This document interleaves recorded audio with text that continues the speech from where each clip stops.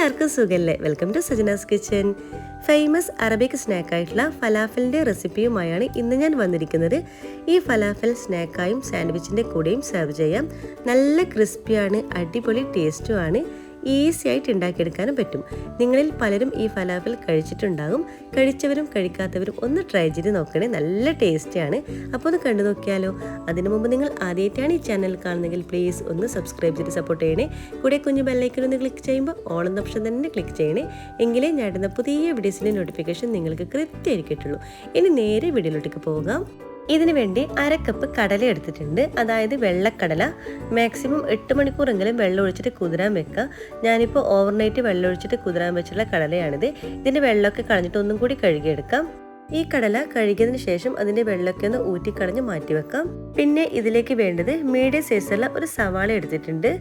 പിന്നെ എരിവിനാവശ്യമായിട്ടുള്ള 2 പച്ചമുളക് എടുത്തിട്ടുണ്ട്, 4-5 അല്ലി വെളുത്തുള്ളി, 1/2 കപ്പ് മല്ലിയില. മല്ലിയിലേക്ക് പകരം നിങ്ങൾക്ക് മല്ലിപ്പൊടി വേണമെങ്കിൽ ചേർത്ത് കൊടുക്കാം. ഇത്രയും സാധനമാണ് പിന്നെ നമുക്ക് വേണ്ടത്. ഇതെല്ലാം നമുക്കൊന്ന് ക്രഷ് ചെയ്തെടുക്കണം. ക്രഷ് ചെയ്യാൻ വേണ്ടി നമുക്കൊരു മിക്സിയുടെ ജാർ എടുക്കാം. എന്നിട്ട് നമ്മൾ വെള്ളമൊക്കെ ഊറ്റി കളഞ്ഞിട്ടുള്ള നമ്മുടെ കടല ഇതിലോട്ടേക്ക് ചേർത്ത് കൊടുക്കാം. ഞാനിപ്പോൾ 2 ബാച്ചായിട്ടാണ് ഇത് ക്രഷ് ചെയ്തെടുക്കുന്നത്. അപ്പോൾ നമ്മൾ മിക്സിയുടെ ജാറിലോട്ടേക്ക് ഇതിൻ്റെ പകുതി കടല ചേർത്ത് കൊടുത്തിട്ടുണ്ട്. നിങ്ങൾക്ക് വലിയ ജാറാണെങ്കിൽ ഒറ്റ പ്രാവശ്യം തന്നെ നമുക്ക് ക്രഷ് ചെയ്തെടുക്കാം കേട്ടോ. ഇനി നന്നായിട്ടൊന്ന് ക്രഷ് ചെയ്തെടുക്കാം. അപ്പോൾ ക്രഷ് ചെയ്യുമ്പോൾ ഈ ഒരു രീതിയിലാണ് കേട്ടോ വേണ്ടത്. ഒരുപാട് അരഞ്ഞു പോകണ്ട. ഒരുപാട് അരഞ്ഞു കഴിഞ്ഞാൽ നമ്മുടെ ഫലാഫൽ അത്ര ടേസ്റ്റ് ഉണ്ടാവില്ല. അപ്പോൾ നമ്മുടെ ഒരു മിക്സ് ഇതേപോലെ ഒന്ന് ക്രഷ് ചെയ്തെടുക്കാം നമ്മുടെ കടല. എന്നിട്ട് നമുക്കൊരു ബൗളിലോട്ടേക്ക് മാറ്റി കൊടുക്കാം.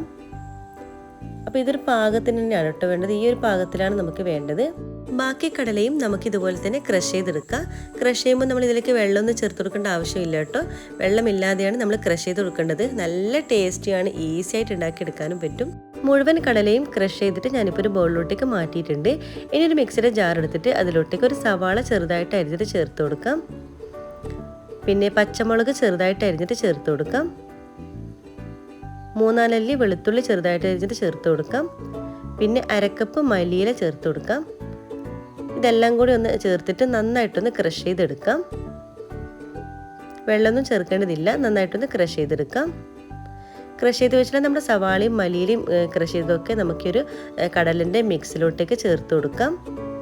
അപ്പം മുഴുവൻ മിക്സും ഞാൻ ഇതിലോട്ടേക്ക് ചേർത്ത് കൊടുത്തിട്ടുണ്ട്. എന്നിട്ട് നന്നായിട്ട് ഇതൊന്ന് മിക്സാക്കി കൊടുക്കുക. നമ്മളെ കടലയും നമ്മുടെ ഒരു സവാളയും മല്ലിയിലും എല്ലാം തന്നെ നന്നായിട്ട് യോജിച്ച് വരണം, അതുവരെ മിക്സാക്കി കൊടുക്കുക. ഇനി ഇതിലേക്ക് 1 ടേബിൾ സ്പൂണോളം ക്രഷ് ചെയ്തിട്ടുള്ള പെപ്പർ പൗഡർ ചേർത്ത് കൊടുക്കാം. 1 ടേബിൾ സ്പൂണോളം മൈദ ചേർത്ത് കൊടുക്കാം. 1 ടേബിൾ സ്പൂണോളം കടലപ്പൊടി ചേർത്ത് കൊടുക്കാം. ആവശ്യത്തിനുള്ള ഉപ്പ് ചേർത്ത് കൊടുക്കാം. എന്നിട്ട് എല്ലാം കൂടി നന്നായിട്ടൊന്ന് മിക്സാക്കി യോജിപ്പിച്ചെടുക്കുക. കൈവച്ചിട്ട് നല്ലവണ്ണം തന്നെ യോജിപ്പിച്ചെടുക്കുക. നമ്മൾ ചേർത്തുള്ള പൊടികളും നമ്മളെ കടലൻ്റെ മിക്സും എല്ലാം കൂടി നല്ലവണ്ണം തന്നെ യോജിച്ച് വരണം, അതുവരെ നന്നായിട്ടൊന്ന് മിക്സാക്കി യോജിപ്പിച്ചെടുക്കുക. നന്നായിട്ട് തന്നെ യോജിപ്പിച്ചെടുക്കണം. പൊടികളൊക്കെ ഇതിൻ്റെ എല്ലാ ഭാഗത്തോട്ടേക്കും ആയി വരണം, അതുവരെ നല്ലവണ്ണം തന്നെ 1-2 മിനിറ്റോളം നല്ലവണ്ണം തന്നെ യോജിപ്പിച്ചെടുക്കുക. ഇതിവിടെ നന്നായിട്ട് യോജിച്ച് വന്നിട്ടുണ്ട്. നമുക്കിനി ഫ്രൈ ചെയ്തെടുക്കാം. ഫ്രൈ ചെയ്യുന്നതിൻ്റെ തൊട്ട് മുമ്പ് മാത്രം ഒരു 1/4 ടീസ്പൂണോളം ബേക്കിംഗ് സോഡ ചേർത്ത് കൊടുക്കുക. നന്നായിട്ടൊന്ന് പൊങ്ങിക്കിട്ടാൻ വേണ്ടിയാണ് നമ്മൾ ബേക്കിംഗ് സോഡ ചേർത്ത് കൊടുക്കുന്നത്. അപ്പോൾ പൊങ്ങണമെന്നുണ്ടെങ്കിൽ മാത്രം നിങ്ങൾ ബേക്കിംഗ് സോഡ ചേർത്ത് കൊടുത്താൽ മതി കേട്ടോ. അത് വേണ്ടെങ്കിൽ നിങ്ങൾക്ക് ഒഴിവാക്കാം. അപ്പോൾ നമ്മൾ ബേക്കിംഗ് സോഡയും കൂടി ചേർത്തിട്ട് വീണ്ടും ഒന്ന് നന്നായിട്ടൊന്ന് മിക്സാക്കി കൊടുക്കുക. നമ്മൾ ചേർത്തിട്ടുള്ള ബേക്കിംഗ് സോഡ ഇതിൻ്റെ എല്ലാ ഭാഗത്തോട്ടേക്കും ആയി വരണം, അതുവരെ നന്നായിട്ടൊന്ന് മിക്സാക്കി കൊടുക്കുക. അപ്പോൾ ഇതിവിടെ റെഡി ആയിട്ടുണ്ട്. നമുക്കിനി ഫ്രൈ ചെയ്തെടുക്കാം. ഫലാഫൽ മിക്സ് റെഡി ആയിട്ടുണ്ട്. ഇത് ഫ്രൈ ചെയ്യാൻ വേണ്ടി ഏത് എണ്ണയും നമുക്ക് ഉപയോഗിക്കാം.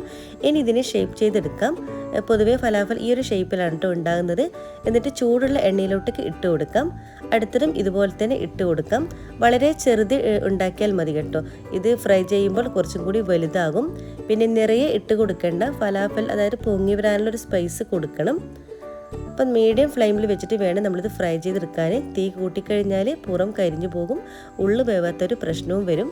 അതുകൊണ്ട് ലോ ടു മീഡിയം ഫ്ലെയിമിൽ വെക്കരുത്. മീഡിയം ഫ്ലെയിമിൽ വെച്ചിട്ട് വേണം നമ്മളിത് ഫ്രൈ ചെയ്തെടുക്കാൻ.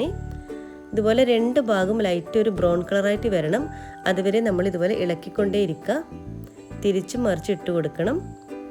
ഇതുപോലെ തിരിച്ച് ഇട്ട് കൊടുക്കുക. ഏകദേശം ഒരു 5-7 മിനിറ്റോളം എടുക്കും കേട്ടോ നമ്മളിതൊന്ന് ഫ്രൈ ചെയ്ത് കിട്ടാൻ വേണ്ടി. അപ്പം നമ്മൾ മീഡിയം ഫ്ലെയിമിൽ വെച്ച് ഇതൊന്ന് ഫ്രൈ ചെയ്തെടുക്കുക.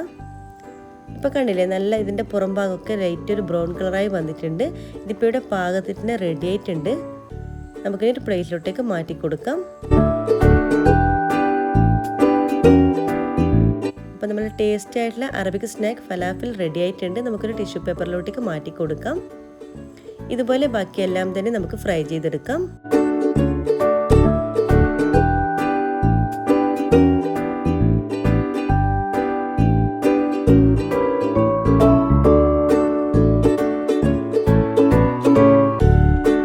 അങ്ങനെ ഫേമസ് അറബിക് സ്നാക്കായിട്ടുള്ള ഫലാഫൽ എല്ലാം തന്നെ റെഡി ആയിട്ടുണ്ട്.